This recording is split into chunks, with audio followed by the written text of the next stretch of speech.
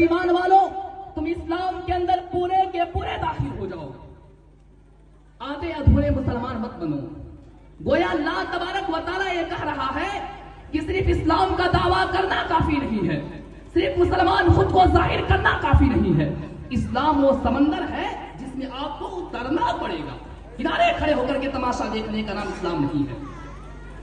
یا ایھا الذین آمنوا ادخلوا فی السلم کافۃ، اے ایمان والو تم اسلام کے اندر پورے کے پورے داخل ہو جاؤ، آدھے ادھورے مسلمان مت بنو کہ مسجد میں آؤ تو مسلمان ہو، نماز میں تو مسلمان ہو، روزے میں تو مسلمان ہو، زکات میں تو مسلمان ہو، حج میں تو مسلمان ہو، لیکن شادی بیاہ میں کچھ اور ہو، لین دین میں کچھ اور ہو، معاملات میں کچھ اور ہو، اخلاق میں کچھ اور ہو۔ مسلمان بنو تو پورے پورے مسلمان بنو۔ یا ایھا الذین آمنوا ادخلوا فی السلم کافۃ، اے ایمان والو تم اسلام کے اندر پورے کے پورے داخل ہو جاؤ۔ ولا تتبعوا خطوات الشیطان، اور شیطان کے نقش قدم کی پیروی مت کرو۔ اس کا مطلب یہ ہوا کہ جو انسان اسلام کے اندر پورا کا پورا داخل نہیں ہے، جو آدھا ادھورا مسلمان ہے، جو انکمپلیٹ مسلمان ہے، وہ گویا شیطان کے نقش قدم کی پیروی کرتا ہے، وہ گویا شیطان کے قدموں کے نشان کے پیچھے پیچھے چلتا ہے۔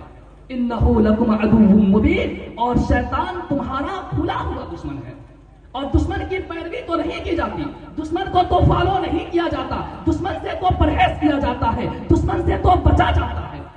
اے ایمان والو تم اپنے دشمن کی پیروی کیسے کر سکتے ہو؟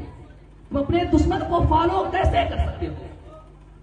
برادران اسلام، قرآن مجید کی آیت کریمہ کو آپ بڑی اچھی طریقے سے سمجھ لیجئے۔ اس کے بعد ایک اور آیت ہے قرآن مجید کے پہلے پارے میں، اللہ تبارک و تعالیٰ نے بنی اسرائیل کے بارے میں فرمایا، اہل کتاب کے بارے میں فرمایا کہ اب تؤمنون ببعض الکتاب وتکفرون ببعض، کہ اہل کتاب، اے بنی اسرائیلیوں تم اللہ کی کتاب کے بعض حصے پر ایمان رکھتے ہو اور بعض حصے کا انکار کرتے ہو، کچھ کو مانتے ہو اور کچھ کو نہیں مانتے۔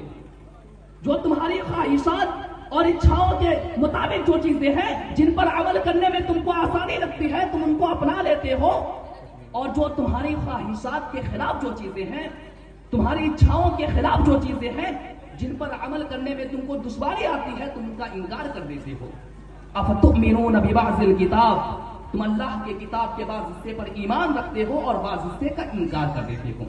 فما جزاء من يفعل ذلك منكم الا خزي في الحياة الدنيا، اے اہل کتاب اگر تم ایسا کام کرو گے، اگر تم اللہ کی کتاب کا بٹوارا کرو گے، اگر تم اللہ کی شریعت کا بٹوارا کرو گے، کچھ کو مانو گے اور کچھ کو نہیں مانو گے، تو فما جزاء من يفعل ذلك منكم الا خزي في الحياة الدنيا، تو دنیا میں تمہیں ذلت والا عذاب دیا جائے گا۔ وَيَوْمَ الْقِيَامَةِ يُرَدُّونَ إِلَىٰ أَشَدِّ الْعَذَابِ، اور آخرت میں تمہارے لیے جہنم ہے۔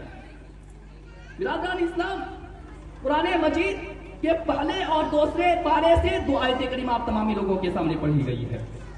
میں مختصر وقت میں اصلاح معاشرہ کے ٹاپک پر کچھ بات رکھنے کی کوشش کروں گا۔ برادران اسلام، اصلاح معاشرہ کا مطلب کیا ہوتا ہے؟ معاشرے میں پائی جانے والی خرابیوں کی ہم کیسے اصلاح کریں؟ میرے بھائیوں، میں سمجھتا ہوں کہ آج ہمارے سماج میں، مسلم سماج میں سب سے بڑی خرابی یہ ہے کہ آج ہم ان دونوں آیتوں کے اوپر عمل نہیں کرتے۔ آج ہم مسلمان تو ہیں الحمدللہ، لیکن آج ہم اسلام کے اندر پورے کے پورے داخل نہیں ہیں۔ آج ہم اللہ کی کتاب قرآن کے اوپر ایمان تو رکھتے ہیں، مگر بعض پر ایمان رکھتے ہیں، بعض کا انکار کرتے ہیں۔ میرے بھائیوں، ایسا نہیں چلے گا، اللہ کیا ایسا مسلمان نہیں چلے گا۔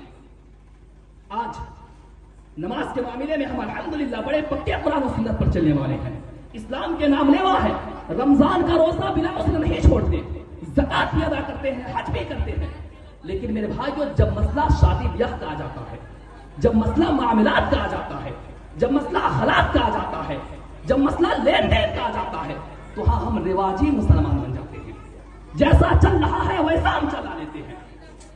آج ہمارے شادی بیاہ میں کیا کچھ نہیں ہو رہا ہے، کیا ناچ گانا نہیں ہو رہا ہے، لڑکی والوں کے یہاں بارات